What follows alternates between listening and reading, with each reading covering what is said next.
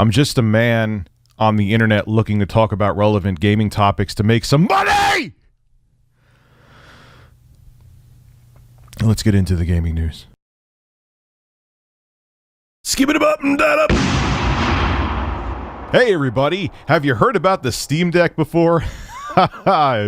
Oh, you have about 1,000 times from 1,000 different channels and social media sources and news websites, and everyone's regurgitating the same thing. Well, guess what? I'm here to regurgitate the same thing to you again. Well, actually, no. This is kind of a little bit different because the Steam Deck is Valve's portable gaming PC, and generally it's amazing. I had nothing but mostly, minus a couple things, but praise for the console. But one of the things that I have a concern about it is the storage. Honestly, on all three models. The lowest tier model, they all have the same CPU and GPU. They're made by AMD. It has a 4-core, 8-thread Zen 2 CPU, and it has 8 RDNA 2 compute units, and it has 16 gigabytes of LPDDR5 RAM. So the thing is a monster. But the problem I have with all three of the models is inadequate storage. And what's even worse about the base model, which is only $50 more than the upcoming Nintendo Switch OLED, is that it has 64 gigabytes of eMMC memory. That's real slow memory. Like, at best, maybe if it's going through PCIe, you could get like 500 megabytes a second through it. And for current gen games, that's still slow as a dog. And if you think you're upgrading the storage with a micro SD card, I'm going to be having a video soon proving that you're going to be in a world of hurt if you think you're installing like Call of Duty Warzone on a micro SD card. I don't care if it's a 2 terabyte or 1 terabyte card. It ain't happening. So still all across the board with the specs that the Steam Deck has, storage aside, it's a really impressive piece of tech. You have the mouse pads on either side, which I heard work really well. The D-pad looks like it's in a strange placement, but from what I've read and seen, when you actually use it in practice, it's fine. They're saying that the analog sticks, they look more robust than the ones on the Switch, and they're saying that Joy-Con drift is not going to be an issue. So it's a pretty sweet package, and the three different flavors are $399 for 64 gigabytes, $529. I want to make sure I'm getting the prices right. That's why I'm looking down at my notes for 256 gigabyte model, and for a whopping 512 gigabytes, which is still nothing for a gaming PC, it's $649. Now you may be thinking, damn, Rich, that base model is only $50 more than the Switch OLED, and it's going to be way more capable. But I got some bad news for you. Now, one of the things I saw on IGN, which I kind of sort of face-palmed at, their video was really good, but they should have explained this better. Oh, it only has 64 gigabytes of storage, but you can upgrade the storage with a micro SD card. But there's two things they forgot to tell you. The base Steam Deck model, that 64 gigabytes is not an NVMe SSD. It's not even a SATA SSD. It's eMMC memory, which is slow as a dog. And secondly, if you think that you're going to be running games that need to stream assets all the time, like an open world game, off of a micro SD card, I got some bad news for you. It's not going to happen. This comes from GameSpot.com.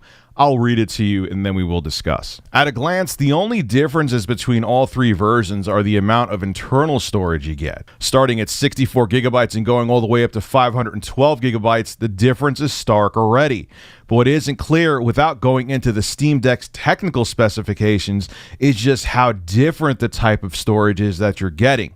Two models, the 256 gigabyte and 512 gigabyte versions, are both using NVMe drives, the more expensive one having a faster drive too, which is pretty much still ahead of the curve when it comes to traditional PC gaming. What isn't is the cheapest model, which uses eMMC storage. Worse yet, the storage is only PCIe Gen 2 compatible with only a single lane dedicated to the storage. The NVMe versions run across PCIe Gen 3 with 4 lanes associated for storage alone. That has dramatically different effect on the speed at which the Stream Deck CPU can access assets on your drive, which can hinder the performance of games where those matters. For context, the maximum theoretical throughput of the eMMC 64GB model is 500 megabytes a second, according to the official PCIe specifications. By comparison, the other two models have a theoretical throughput of 4 gigabytes, or around 8 times faster. For modern games that are being developed with the assumption of faster memory will become soon, spurred on by the move to new consoles, with both the Xbox Series X and S and PS5 having extremely fast SSDs, the cheapest Steam Deck might be quickly hindered by its storage if you're playing any games that are larger sandboxes or graphically demanding. And that's exactly what I thought of. Open world games where the games are constantly streaming assets or there's high-res textures. There is no way that internal 64 gigabyte eMMC drive, or if you put a micro SD card, even if it's a faster one inside of the base Stream Deck, is going to be able to keep up with those games. And I'm going to make a video in the not so distant future. I'm ordering the card today, proving that. I'm going to have a beast of a laptop. I'm going to have my Razer laptop, which has an RTX 3080 in it and an 8-core CPU.